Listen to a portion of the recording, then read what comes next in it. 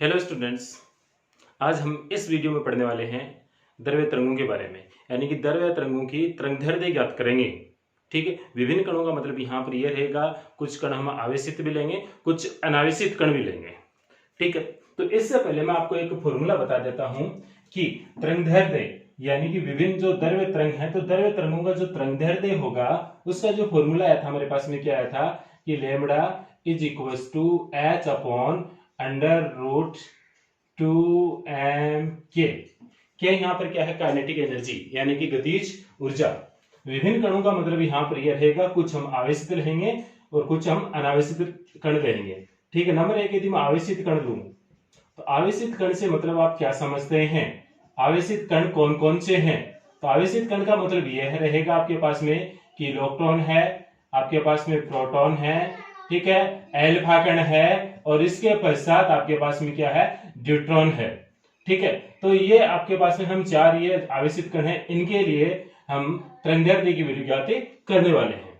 ठीक है, अब हमारे पास में जो ये आवेशित कण हैं, इनके लिए हमें क्या क्या करना है, इनका जो द्रव्यमान है वो रखना है हमें, और उनकी जो गतिज ऊर्जा है वो हमें यहाँ पे रखनी पड़ेगी। यानी कि इसकी गतिज ऊर्जा, इसका द्रव्यमान ठीक अलग होगा, इसका द्रव्यमान गतिज ऊर्जा अलग होगी, सबके लिए इस प्रकार से अलग अलग होगा। ठीक है, तो यहाँ पर जो भी जितने भी आवेशित कण है, तो आवेशित कणों के लिए जो काइनेटिक एनर्जी होती है यानी कि जो गतिज ऊर्जा होती है, उसकी वैल्यू हम रखने वाले हैं ईवी। ठीक है, ई का मतलब है यहाँ पर उस पर उपस्थित आवेश, यानी कि इलेक्ट्रॉन पे उपस्थित आवेश, प्रोटॉन पे उपस्थित आवेश, एल्फा कण पर उपस्थित आवेश, न्यूट्रॉन पर आवेश। ये एल्फा कण से ढंग से लिख दूं मैं, एल्फा कण। ठीक है, ईवी इलेक्ट्रॉन के लिए, बट यहां पर एक हम सम्मिलित रूप से एक ये फॉर्मूला इसको इन्वर्ट कर दें, यानी कि क्यू के रूप में कर दें। ठीक है, तो अब हमारे पास में जो फॉर्मूला आएगा वो ये आएगा कि lambda is equal to H upon under root 2m E V. E V की जगह मैं पुनः यहाँ पे क्या लिख रहा हूं, क्यू लिख रहा हूं। ठीक है, काइनेटिक एनर्जी की वैल्यू आपने कितनी रख दी कि क्यूवी। ठीक है, अब यहां पर देखें आप, सबसे पहले हम बात करेंगे नंबर एक इलेक्ट्रॉन के लिए। इलेक्ट्रॉन के लिए अब आपको क्या करना है, इलेक्ट्रॉन को त्वरित करना है। इलेक्ट्रॉन को हम क्या करेंगे, त्वरित करेंगे। ठीक है, किससे करेंगे, विभवांतर से। ठीक है, तो इलेक्ट्रॉन को विभवांतर से त्वरित करने का मतलब है वह गति करेगा, यानी कि आपका जो द्रव्य कण है इलेक्ट्रॉन, वह गति करने लगेगा। गति करेगा तो उससे जो तरंग जो उत्सर्जित होने वाली है, जो तरंग के रूप में जो चलने वाला है, ठीक है, इसका मतलब उसकी तरंगदैर्ध्य कितनी होगी अब उस कंडीशन में। और दूसरी चीज यहाँ पर है कि इलेक्ट्रॉन का जो द्रव्यमान है उसको मैं इस प्रकार से लिख रहा हूं, एम से लिख रहा हूं। इलेक्ट्रॉन का द्रव्यमान कितना होता है, 9.1 इंटू 10⁻³ kg। ठीक है, इसके बाद में जो इलेक्ट्रॉन पे उपस्थित आवेश है, यानी क्यू की वैल्यू कितनी होती है, ई, यानी कि एक इलेक्ट्रॉन पे आवेश कितना होता है, 1.6 इंटू 10⁻⁻19 किलो। ठीक है, तो ये सब चीजें मैं यहां पर लिखूं। अतः इलेक्ट्रॉन के लिए तरंगदैर्ध्य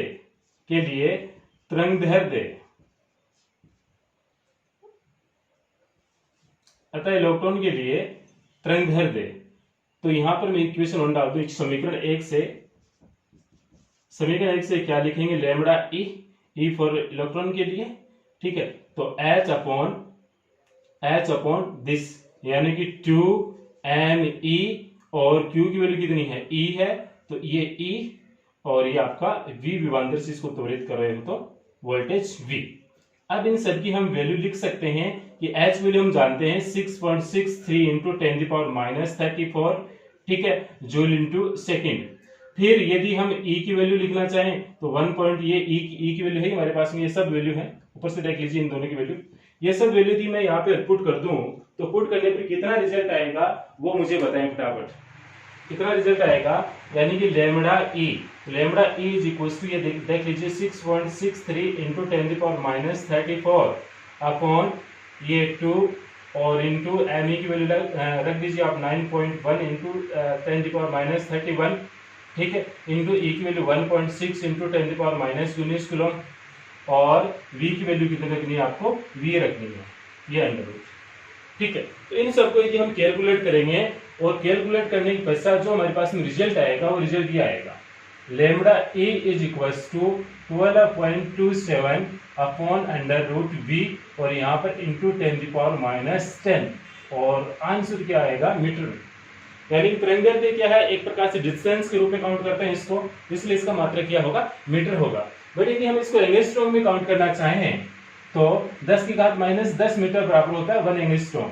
ये क्या हो गया, lambda A is equals to 12.27 upon under root V angstrom. ये लो, तो इलेक्ट्रॉन के लिए आपके पास में ये फॉर्मूला आ गया। किसके लिए आ गया, इलेक्ट्रॉन के लिए आ गया। ठीक, इसी प्रकार से फिर यदि आपको प्रोटॉन के लिए लगाना पड़े तो प्रोटॉन के लिए नंबर 2, प्रोटॉन के लिए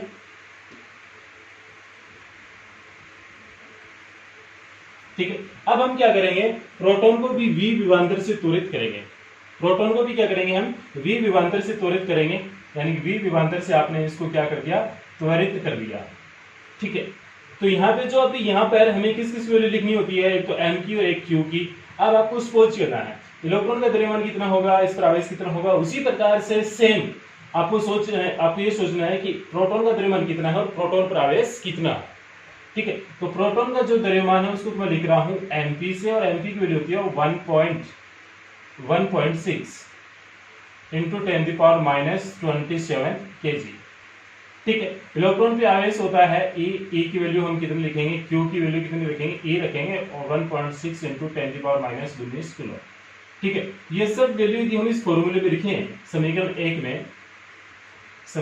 1 में रखने पर, ठीक है, तो समीकरण 1 में रखने पर जो लेमडा है उसको मैं क्या लिखूंगा, लेमडा पी से, lambda P is equals to इसी प्रकार से आपको ये एच यहाँ पे एम पी लिखना है, ई लिखना है, वी लिखना है, इन सब की वैल्यू आपको पता है। एच की वैल्यू आपको लिखी देनी यहाँ पर, एम की वैल्यू ये रही, इसके लिए एम की वैल्यू ये रही और ई की वैल्यू सेम है दोनों में। ठीक है, इस प्रकार से रखने के पश्चात यदि आप जो भी कैलकुलेशन करोगे वो कैलकुलेशन आने वाली है आपकी 0.286 इंटू 10⁻⁻10 और ये अपॉन में क्या रहेगा आपका v, क्योंकि v हम यहाँ पर ये नहीं बता रहे हैं कि कितने वोल्टेज से उसको त्वरित कर रहे हैं। यदि 50 वोल्ट से कर रहे हैं तो v की वैल्यू कितनी हो जाएगी, 50 वोल्ट 100 वोल्ट से कर रहे हैं तो v की वैल्यू कितनी हो जाएगी, 100 वोल्ट हो जाएगी।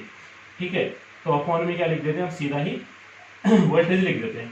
तो फिर यदि इसको थोड़ा सा एंगस्ट्रॉम में लिखना चाहें, ये तो किसमें मीटर में है, तो एंगस्ट्रॉम में लिखना चाहें कितना होगा 0.286 upon under root V angstrom direct.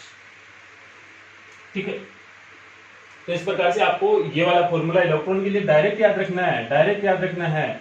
ठीक है, पीछे वाले 2 बोर्ड एग्जाम में कंटिन्यू आ चुका है यहाँ पर ये है कि किसी इलेक्ट्रॉन को 100 वोल्ट से त्वरित करने पर उसकी तरंग दैर्ध्य कितनी होगी।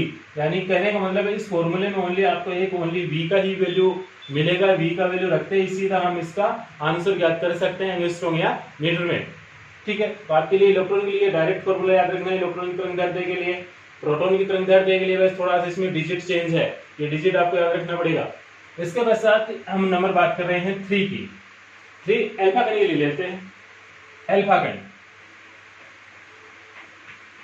अल्फा कण। ठीक है, अब एक चीज है, अल्फा कण को हम त्वरित कर रहे हैं किससे, वी विभवांतर से। वी विभवांतर से इसको क्या कर रहे हैं, त्वरित कर रहे हैं।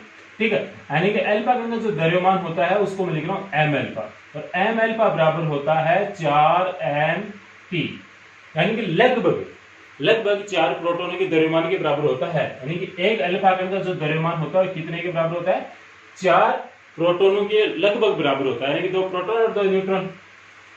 और इसके पश्चात इस पे जो आवेश होता है Q, वो कितना होता है, Q अल्फा यदि मैं इसको लिखूं तो वो होगा 2e के बराबर। कितना होता है, 2e के बराबर। ठीक है, तो अल्फा कण का मतलब है 2 हीलियम 4 होता है, 2 हीलियम 4। ठीक है, यानी कि इसमें इसके नाभिक में कितने क्या प्रोटॉन है, ठीक है 2 है, यानी कि इलेक्ट्रॉन कितने रहेंगे, इसमें 2 रहेंगे या 2 प्रोटॉन रहेंगे। ठीक है, तो आवेश इसमें क्या होगा, 2 इलेक्ट्रॉनों के बराबर है।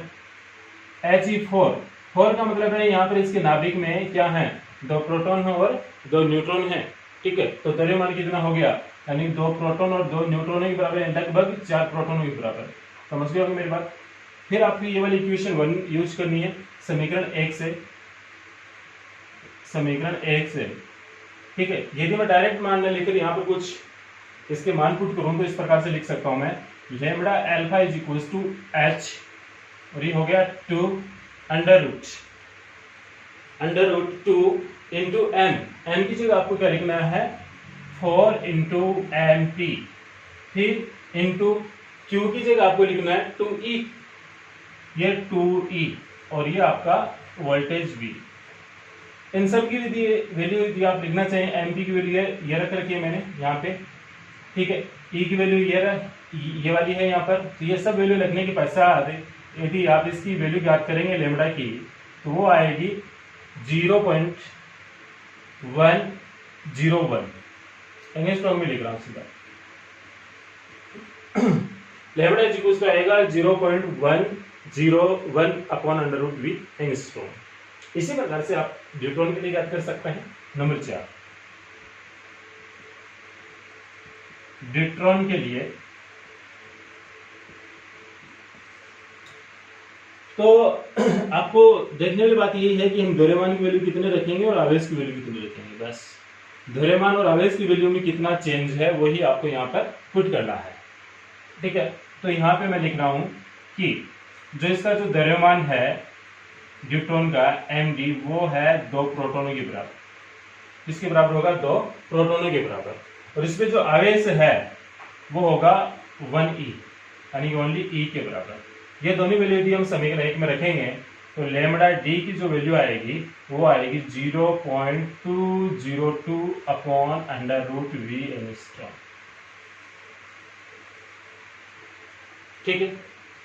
यानी कि इसकी तरह आप प्रत्येक की वैल्यू इस प्रकार से ज्ञात कर सकते हैं। h की वैल्यू आपको याद हो जानी चाहिए, अब तक e की वैल्यू भी याद हो जानी चाहिए। द्रव्यमान की जो बात है वो आप प्रोटॉन और इलेक्ट्रॉन के द्रव्यमान को जानते हैं, उनसे कितना गुना है इस हिसाब से आप लिख सकते हैं। एक बार इसका आप स्क्रीनशॉट लीजिए बराबर।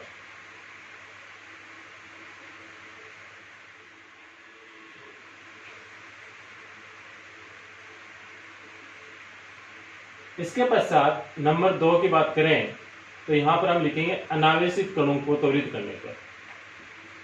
अनावेशित कण, ठीक है। अनावेशित कणों में जो नंबर 1 ले रहा हूं मैं, वो ले रहा हूं न्यूट्रॉन। न्यूट्रॉन पे किसी भी प्रकार का कोई भी आवेश नहीं होता है, न्यूट्रॉन, ठीक है। तो न्यूट्रॉन के लिए ये वाला फॉर्मूला यदि हम यूज करें तो समीकरण जो ये वाली है ऊपर वाली, इसमें हमें चेंज करना पड़ेगा। इसको समीकरण आप ए मान लीजिए एक बार, ठीक है। तो इस समीकरण में आपको ए को यहाँ पे लिख रहा हूं। तो लेमड़ा इज इक्वल टू होता है H upon under root 2 M के यहाँ पर क्या काइनेटिक एनर्जी, और जो न्यूट्रॉन की जो काइनेटिक एनर्जी होती है गतिज ऊर्जा, इसकी वैल्यू क्या होगी वो देखें आप। के इज इक्वल टू के टी, यहाँ पे के में स्मॉल लिख रहा हूँ, या थोड़ा सा इसको स्टाइल से लिख रहा हूँ, ठीक है। इस और इस के में क्या है अंतर है। के यहाँ पर क्या है बोल्ट्जमान लेता है, यानी न्यूट्रॉन की जो गतिज ऊर्जा होती है वो क्या होती है इस प्रकार, ठीक है। यहाँ पर हम क्या करेंगे, न्यूट्रॉन को यहाँ पर त्वरित करने के लिए इसको विभवांतर नहीं देंगे। विभवांतर तो तभी देते हैं जब कोई कण है वो क्या है आवेशित है, ठीक है। इसको हम क्या करेंगे टी ताप पर गर्म करेंगे, यानी इसका टेम्परेचर बढ़ाएंगे, इसको ताप देंगे, यानी हम इसको गर्म करें, ठीक है। तो गर्म करने पर इसके पास में जो काइनेटिक एनर्जी आ जाएगी न्यूट्रॉन के पास में, वो कितनी होगी केटी के बराबर होगी, ठीक है। तो ये वाला फॉर्मूला क्या हो गया फिर, लेमड़ा न्यूट्रॉन के लिए lambda neutron is equals to H upon under root 2 N, और इस के की जगह आपको लिखना पड़ेगा के टी, और ये के क्या है बोल्ट्जमान नियतांक,